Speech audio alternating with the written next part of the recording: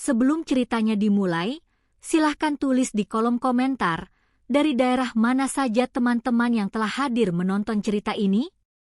Jangan lupa like dan subscribe agar channel ini bisa semakin terus berkembang dan agar bisa kembali mempersembahkan cerita-cerita menarik yang lainnya lagi. Pukul 1.03 dini hari. Angka-angka digital di jam dinding dapur menyala hijau samar, seperti mata hantu di tengah kegelapan yang pekat. Aku sedang meneguk segelas air dingin, mencoba mengusir sisa mimpi buruk yang terasa lengket di kulit, ketika ponselku bergetar sekali, suara yang seharusnya tak terdengar di jam sepagi ini. Belum sempat aku meraihnya, ada suara lain. Bukan ketukan, melainkan gesekan. Gesekan sepatu yang diseret perlahan di atas teras semen, berhenti tepat di depan pintu rumahku. Jantungku seketika berdesir dingin, denyutannya beralih menjadi genderang panik yang memukul-mukul rusuk. Aku mengintip melalui celah tirai yang sedikit terbuka. Di bawah cahaya rembulan yang redup dan lampu teras yang mati, bayangan itu berdiri. Itu Dina, iparku. Pemandangan itu menusukku seperti serpihan kaca.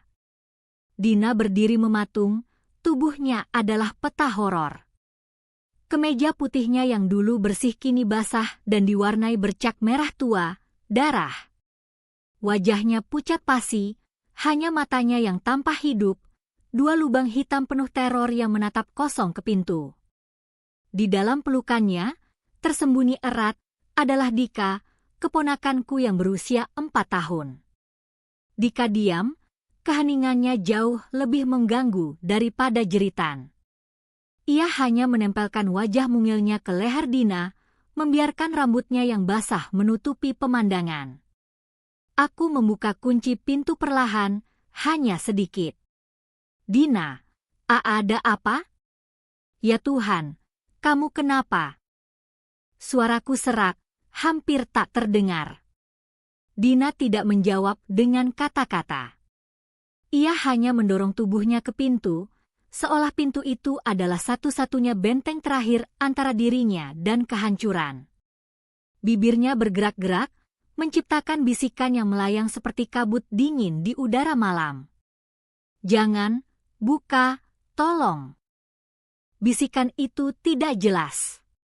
Apakah ia memohon agar aku membuka pintu, atau memohon agar aku tidak membukanya? Ketidakjelasan itu merayap menjadi teror yang nyata. Saat aku mencoba meraih lengannya, ponselku di meja kembali bergetar dan kali ini, layar itu menyala, memamerkan nama Ibu. Aku menekan tombol jawab, menempelkan ponsel di telinga sambil mata tetap terpaku pada Dina yang mulai terhuyung. Nak, ini Ibu. Suara Ibu terdengar rendah, tenang, namun dinginnya menusuk tulang seperti es yang dicampurkan ke dalam air mendidih. Kamu melihat mereka, kan? Napas tertahan di dadaku. Bu, Dina, dia terluka. Dia berdarah. Dengarkan Ibu baik-baik, jangan tolong mereka. Pernyataan itu, datar, tanpa emosi, sebuah perintah mutlak, mengiris udara. Dilema emosional menghantamku. Di satu sisi, ada wajah pucat iparku yang berlumuran darah, memohon perlindungan bersama seorang anak kecil yang traumatis. Kewajiban moral, cinta sebagai keluarga, dan insting dasar manusia menjerit agar aku menarik mereka masuk. Di sisi lain, ada suara Ibu, patriark keluarga yang biasanya penuh kasih, kini mengeluarkan larangan yang paling mengerikan. Larangan itu tidak mengandung penjelasan, hanya ancaman yang tidak terucap. Apa yang sedang terjadi? Apakah ini terkait dengan sesuatu yang besar dan gelap yang Ibu tahu? Ketegangan malam itu menyesakkan. Aroma anyir darah mulai tercium samar-samar, bercampur dengan kelembapan udara dini hari dan aroma melati dari pohon tetangga, kontras yang menjijikkan antara keindahan dan kengerian. Napas Dina menjadi semakin berat, tersengal. Aku memejamkan mata sesaat, hanya sedetik, menimbang. Ibu melarang. Tetapi ia adalah Dina, dan ia memeluk Dika. Aku tidak bisa membiarkan mereka roboh di teras rumahku, berdarah kedinginan, seperti barang buangan. Larangan ibu terasa jahat dan tidak manusiawi dibandingkan dengan kebutuhan fisik mereka yang sangat mendesak. Aku menarik napas dalam-dalam, mengambil keputusan yang kurasakan akan mengubah segalanya. Bu, aku harus menutup telepon. Aku tidak bisa, kataku, suaraku kini bergetar karena emosi, bukan ketakutan. Kamu akan menyesal, nak. Dengarkan ibu, desis ibu, nada bicaranya berubah menjadi peringatan yang bernas. Aku segera memutus sambungan. Ponselku lempar ke sofa. Tanpa membuang waktu semenit pun, aku membuka kunci pintu sepenuhnya, menarik daun pintu agar terbuka lebar, membiarkan cahaya kecil dari ruang tamu menyambut kengerian di luar. Masuk, Din. Cepat. Dina tidak menunggu. Ia melangkah melewati ambang pintu, tubuhnya yang berlumuran darah menyeret serta kegelapan dan kengerian malam ke dalam rumahku yang aman. Ia masuk, dan pintu itu tertutup dengan bunyi klik yang mematikan, menyegel kami di dalam misteri yang baru saja kubawa masuk. Udara di ruang tamu terasa tebal, dipenuhi bau besi dari darah dan kelembapan. Setelah pintu tertutup, keheningan yang tadi menindas kini digantikan oleh suara napas kami yang memburu, napas panikku, napas tersengal Dina, dan, yang paling mengganggu, keheningan total dari Dika. Aku menarik Dina ke arah sofa, mencoba mendudukkannya, tetapi ia menolak dengan dorongan lemah. Ia hanya berdiri, mematung di tengah ruangan, matanya menjelajahi setiap sudut seperti mencari ancaman yang mungkin bersembunyi di balik bayangan tirai. Ia masih memeluk Dika erat-erat, seolah anak itu adalah jangkar rapuh yang menahannya dari tenggelam. Din, lukamu, kita harus lihat, kataku, mencoba meraih lengannya lagi. Jangan sentuh. Ia tersentak, suaranya tajam dan asing. Itu adalah kali pertama ia bersuara sejak bisikan di luar tadi. Aku mundur selangkah. Sorot matanya bukan lagi sorot ipar yang kukenal. Itu adalah sorot binatang yang terpojok. Aku menyalakan lampu duduk kecil, membiarkan cahaya kuning lembut memecah kegelapan, namun alih-alih memberikan ketenangan, cahaya itu malah menyorot lebih jelas kengerian pada tubuh Dina. Luka-lukanya lebih parah dari yang kukira. Ada sayatan panjang di lengan kirinya, dan darah merembes dari sisi pinggulnya. Tapi yang paling aneh, beberapa luka tampak seperti bekas cabikan, bukan sayatan pisau biasa. Saat aku mencoba mengambil kotak P3K, perhatianku teralih pada Dika. Anak itu akhirnya mendongak dari bahu ibunya. Mata beningnya yang biasanya penuh tawa kini kosong, seolah jiwanya telah pergi entah kemana. Dika, sayang, aku berbisik lembut, mencoba tersenyum, tante akan bantu ibu, ya. Dika menatapku. Lalu ia tersenyum. Bukan senyum seorang anak, melainkan rengutan aneh yang tidak mencapai matanya. Kemudian ia menunjuk ke sudut ruangan, sudut yang paling gelap dan berbayang di balik lemari buku. Ia mengucapkan kata itu.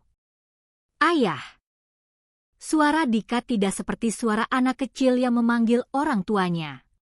Itu adalah suara bisikan yang kering, tanpa emosi, seperti angin yang lewat melalui celah batu.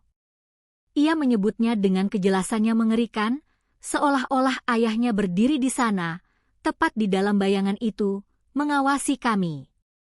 Seketika bulu kuduku meremang. Aku menoleh ke sudut itu, tidak ada apa-apa selain tumpukan buku dan debu. Aku tahu Dika trauma. Tapi cara ia menyebut ayah, datar, menunjuk ke tempat kosong, menciptakan lubang hitam dalam rasionalitasku. Suasana semakin gelap. Aku mulai merasakan rumahku sendiri mencekik. Tiba-tiba, sebuah suara kecil terdengar dari dapur. Klek. Itu bukan suara yang keras, hanya suara pintu kulkas yang mungkin bergetar karena suhu, atau suara pipa air yang mengendur. Tapi di tengah ketegangan yang intens ini, suara sekecil apapun terasa seperti tembakan. Aku tersentak. Dina juga. Ia menoleh ke arah dapur dengan kecepatan yang luar biasa, mata membelalak, lalu ia menarik napas tajam dan menggerakkan Dika ke belakang tubuhnya. Dia mengikutiku, bisik Dina, kali ini kata-katanya jelas, tetapi wajahnya masih tertutup rapat, menyembunyikan rahasia terbesar. Dia pasti tahu aku datang ke sini. Siapa, Din? Suamimu? Siapa yang membuatmu begini? Tanyaku, putus asa. Dina menggeleng, air mata akhirnya menggenangi matanya, tetapi tidak jatuh. Ketakutannya adalah sebuah dinding es yang tidak bisa kuleburkan. Ia tidak mau bicara. Konflik batin merobekku. Aku takut pada luka-luka aneh Dina, pada bisikan Dika, pada suara-suara kecil di rumah, dan yang paling utama, takut pada larangan ibu yang kini terasa sangat bijaksana. Aku ingin lari, menelepon polisi, menyuruh mereka pergi. Namun, di depanku ada Dina, iparku, yang dulu tertawa bersamaku saat arisan keluarga, kini berdiri hancur, memohon perlindungan tanpa kata. Ia adalah keluarga. Aku menelan ketakutanku, memaksakan diri maju. Dengar, Din. Aku tidak akan membiarkanmu terluka lagi. Tapi kamu harus bicara padaku. Kita aman di sini, tapi kita harus bersiap. Siapa yang mengejarmu? Aku meraih tangannya yang tidak terluka. Kulitnya dingin, nyaris beku. Ini bukan tentang dia, Mel, Dina berbisik, suaranya kini kembali seperti gerusan pasir. Ini tentang masa lalu. Ayahku, ayah mertuamu, dia menyembunyikan sesuatu. Ayah. Sosok yang telah meninggal 2 tahun lalu. Mengapa Dina mengaitkannya dengan kekacauan malam ini? Seketika, kepingan puzzle dari larangan ibu mulai terpasang. Ibu tidak melarangku karena Dina berbahaya, tetapi karena Dina membawa bersamanya sesuatu yang terkubur, sesuatu dari masa lalu keluarga kami yang siap untuk merangkak keluar dari kegelapan. Dan saat aku menatap luka-luka di tubuh Dina, aku sadar aku bukan sedang menyelamatkan Dina dari pengejar. Aku baru saja membiarkan ancaman itu masuk ke dalam rumahku. Waktu berdetak lambat, setiap detiknya terasa berat seperti palu godam. Sejak Dina menyebutkan ayah dan masa lalu, 15 menit berikutnya adalah spiral ketakutan yang menjerumuskanku.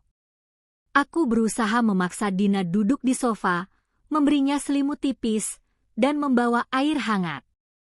Ia menerima selimut itu, memeluknya dengan Dika di bawahnya, tetapi pandangannya tidak pernah lepas dari pintu atau jendela. Ia seperti anjing yang tahu ada badai yang akan datang. Aku meraih kapas dan antiseptik. Din, biar kuseka lukanya. Ini akan perih sedikit. Saat aku membersihkan sayatan di lengannya, aku melihat sesuatu yang membuat perutku mual. Luka itu tidak seperti yang kulihat di film atau saat kecelakaan biasa. Pinggiran luka itu kasar, seperti dicabik. Tapi yang lebih mengerikan adalah, di bawah lapisan darah kering, kulit di sekitarnya tampak kebiruan, bengkak, dan dingin, bukan respons normal terhadap trauma. Ini bukan luka biasa, Din. Siapa yang melakukan ini? Kenapa lukanya seperti terbakar? Bisikku, tanganku gemetar. Dina menarik lengannya kembali dengan sentakan kuat. Matanya berkilat, penuh keputusasaan. Bukan manusia, Mel. Bukan manusia yang membuatku begini, katanya, suaranya naik 1 oktav, hampir histeris. Dia datang mencari, dia mencari Dika. Kepanikan dalam nada bicaranya adalah jarum terakhir yang memecahkan pertahananku. Siapa yang kau maksud? Suamimu? Tanyaku, mencoba memaksa logika kembali. Tidak. Dia yang lari. Dia yang mengirimku ke sini. Dia bilang rumahmu adalah satu-satunya tempat yang bisa melindunginya. Seketika, Dika yang diam dalam pelukan Dina kembali bergerak. Anak itu mulai merengek, suara kecilnya berubah menjadi rengekan rendah, seperti anak anjing yang terluka. Dina memeluknya semakin erat, menciumi rambutnya, mengucapkan kata-kata penghibur yang tidak ku mengerti. Lalu Dika mendongak lagi. Matanya yang kosong kini menatap lurus ke arahku. Tante. Ya, sayang. Ia merangkak turun dari pangkuan ibunya, bergerak perlahan di karpet, langkah-langkah kaki kecilnya yang telanjang berderit pelan. Ia tidak terlihat seperti anak berusia 4 tahun. Ia terlihat seperti boneka yang digerakkan oleh benang tak kasat mata. Dika berhenti di depanku, wajahnya hanya beberapa inci dari kakiku. Ia mendongak, dan senyum aneh itu kembali lagi. Kali ini, ia mengangkat tangan kecilnya, tangan yang basah oleh darah kering ibunya, dan menyentuh pergelangan kakiku. Ayah bilang, Dika berbisik, suaranya sangat dekat, menusuk gendang telingaku. Aku menahan napas, menunggu. Ayah bilang, Tante tidak boleh tahu rahasia itu. Nanti Tante mati. Pernyataan itu datang dari mulut seorang anak kecil di tengah malam berdarah, dengan mata kosong itu, menghancurkan sisa rasionalitas yang kumiliki. Itu bukan ancaman, itu adalah pernyataan faktual yang dingin. Perilaku Dika berubah. Ia tidak hanya trauma, ia menyampaikan pesan. Aku berdiri mematung.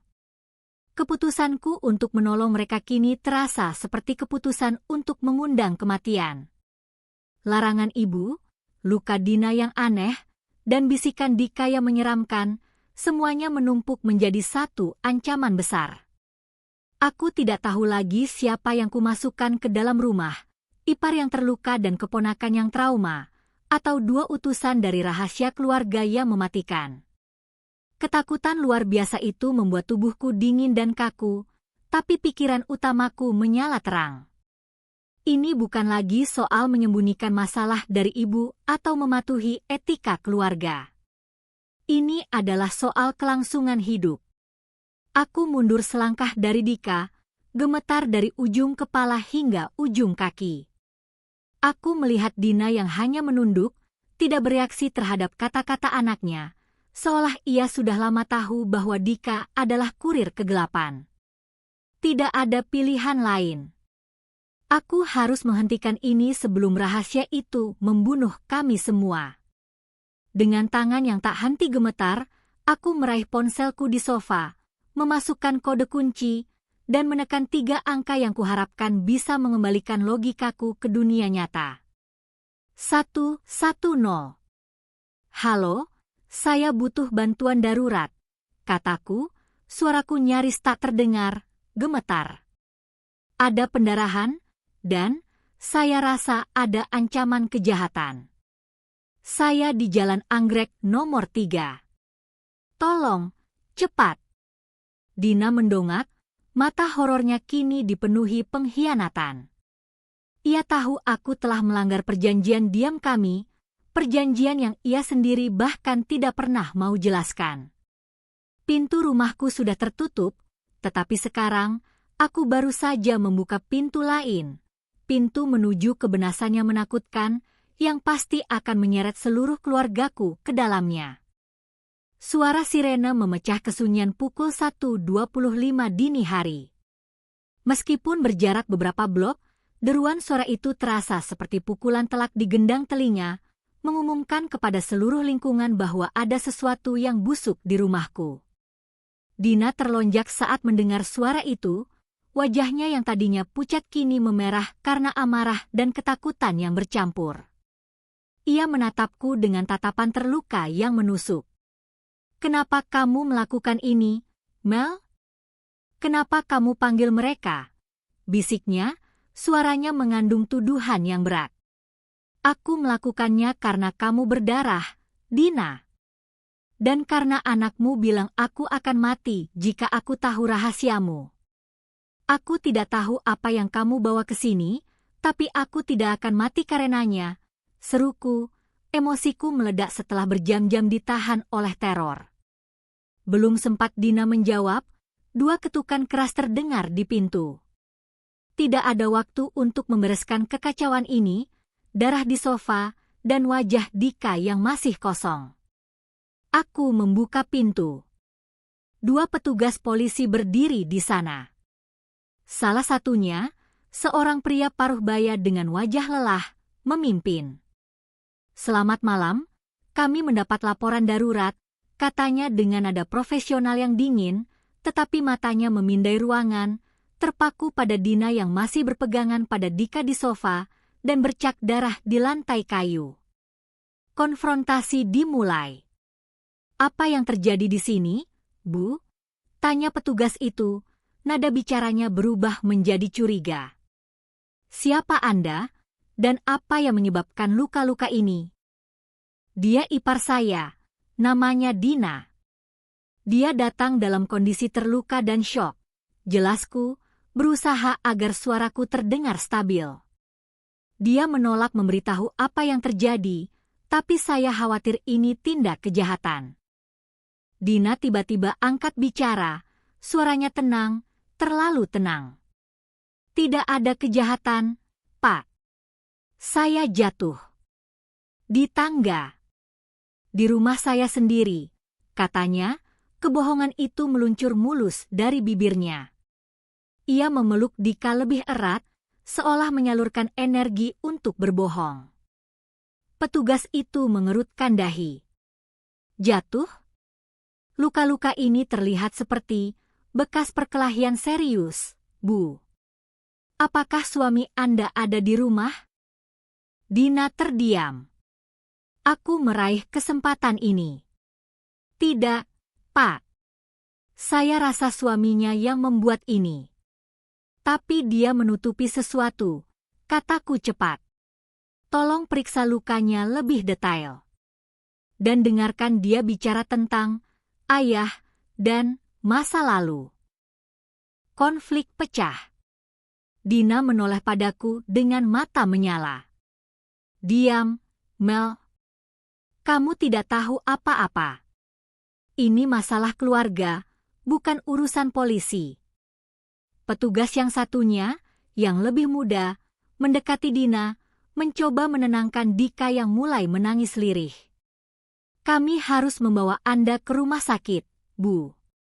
Luka Anda perlu dijahit dan diselidiki."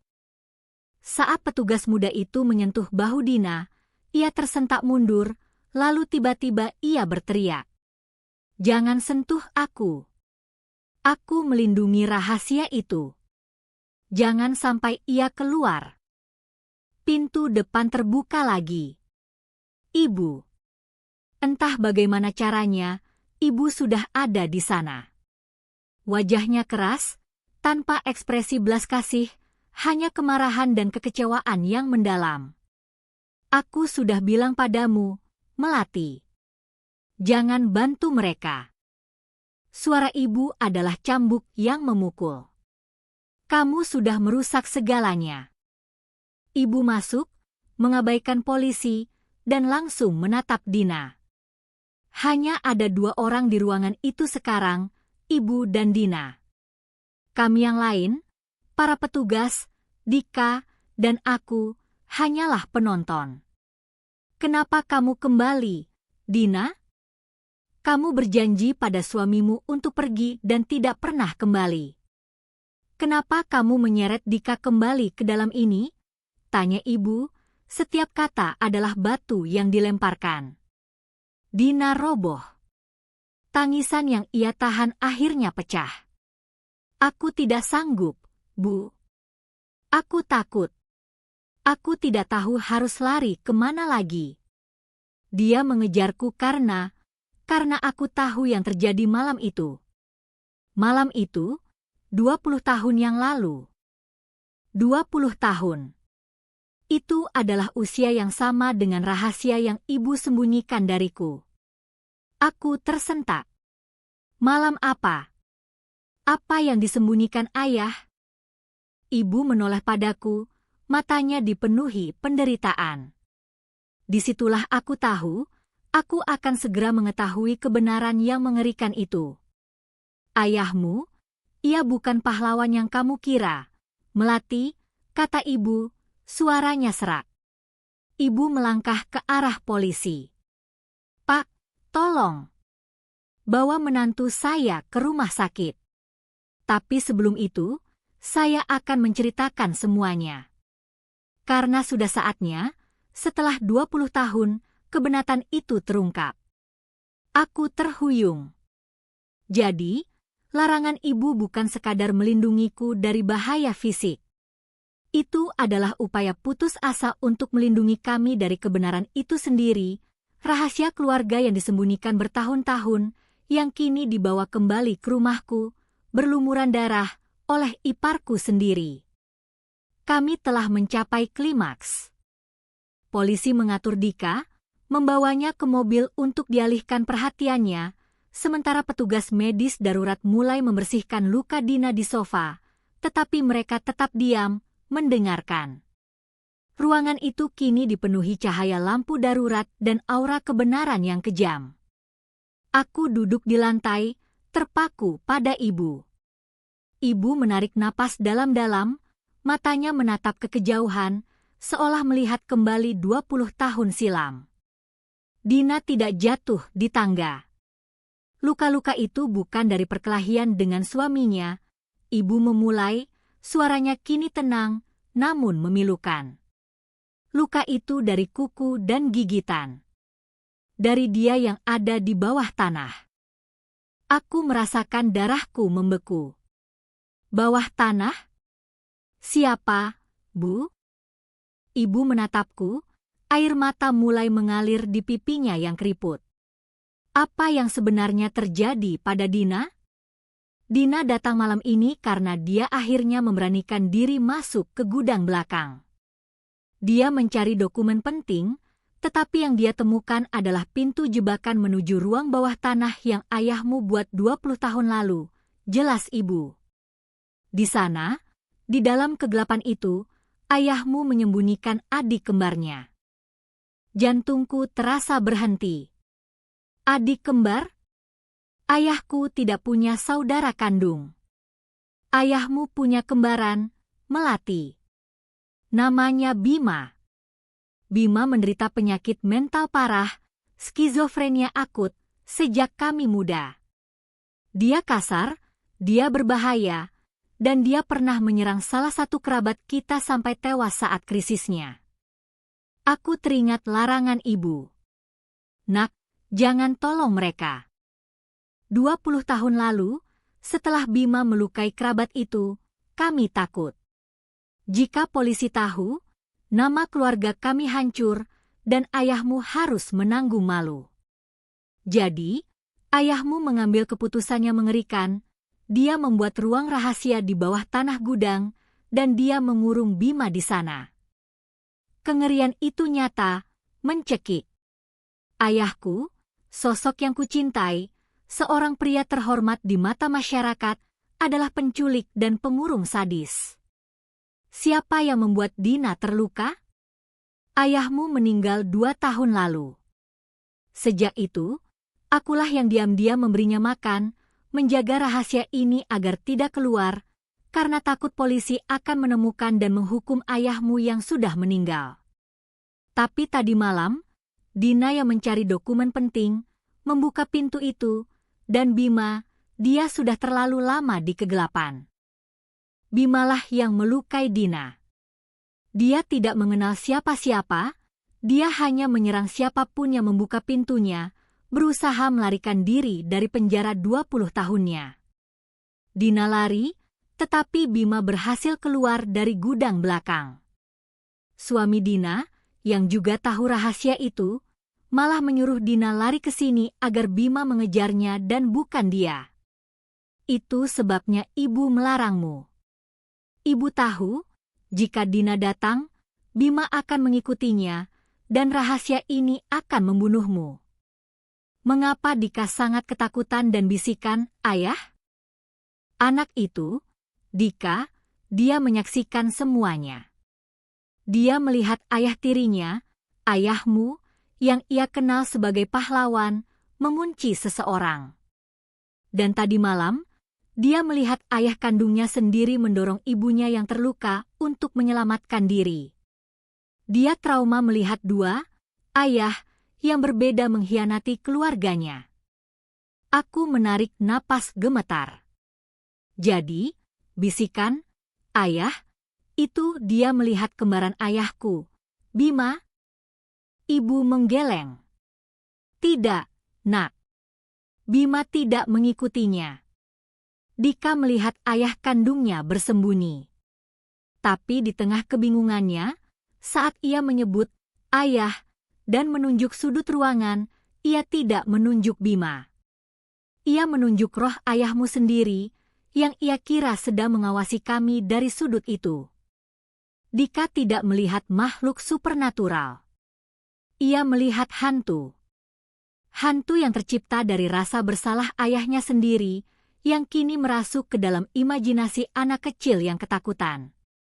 Puncak emosional. Semua teka-teki terungkap. Kekejaman ayahku, pengorbanan Dina yang berdarah, dan larangan ibu yang menyembunyikan kesedihan. Dina yang terbaring lemah menatapku. Aku tidak tahu harus kemana lagi, Mel. Aku ingin rahasia ini mati, tetapi Dika, dia melihat Bima. Dia melihat ayahmu. Aku merangkak ke samping Dina, meraih tangannya yang tidak terluka. Air mata kami bercampur. "Tidak apa-apa, Din. Kau tidak sendirian," bisikku. "Aku tidak akan membiarkan rahasia ini menguasai kita lagi. Bima harus ditolong, dan nama ayah harus dibersihkan dengan kebenaran." Petugas polisi utama mendekat. "Kami sudah mengamankan lokasi, Bu. Kami menemukan jejak kaki dan tanda-tanda kerusakan di gudang belakang." Ibu berdiri tegak, air mata masih membasahi wajahnya, tetapi kini ada ketegasan yang menyakitkan. "Silakan, Pak. Lanjutkan penyelidikan Anda. Saya akan menyerahkan diri atas tuduhan menyembunyikan orang selama 20 tahun. Saya tidak ingin lagi melindungi rahasia ini," kata ibu, suaranya bergetar namun bulat. "Saya ingin anak-anak saya bebas dari bayangan di bawah tanah ini." Malam itu, di rumahku yang berlumuran darah, kami semua hancur. Bukan karena pembunuhan, tetapi karena cinta yang salah tempat dan rahasia yang disimpan terlalu lama. Aku memeluk ibu yang menangis, kemudian memeluk Dina dan Dika yang dibawa ke rumah sakit. Kejutan atas kekejaman ayahku bercampur dengan rasa haru melihat pengorbanan ibu yang akhirnya memilih kebenaran. Pintu rahasia telah terbuka, membawa serta rasa sakit, tetapi juga harapan untuk sembuh.